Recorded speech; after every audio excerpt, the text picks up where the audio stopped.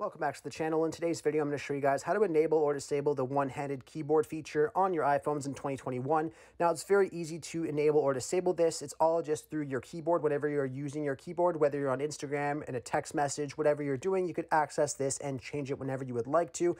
Now, I just have my notes open right here to show you guys what it looks like when you're trying to change this. So if you open up your keyboard in any application, you will then see on the bottom left, you will have an icon here. Now I have the emoji icon here because that's what I use most frequently.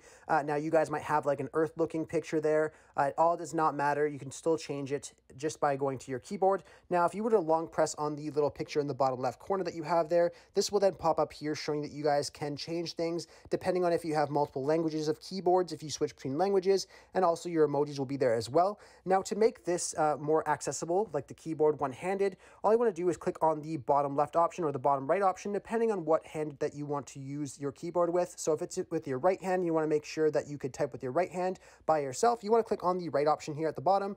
It will then make your keyboard accessible with just the right hand of your screen here. It'll make it a lot easier if you just want to type with your right hand if you have smaller hands. And if you go back and long press on it again and do it to the left, the same thing will then happen here just for your left hand. So it makes it a lot easier to access your keyboard if you're just using one hand and you just have small hands. Anyhow, if you want to change it back after you're done that, just go ahead and long press on it again and just click on the middle option and it will go back to normal. So it's very, very easy to be able to change this when you're using the keyboard, whenever you are using the keyboard whatsoever. Anyhow, I really hope I was able to help you guys out with showing you guys how to do this on your iPhones. If this video does help you out, be sure to leave a like on the video and subscribe for more. Thanks for watching.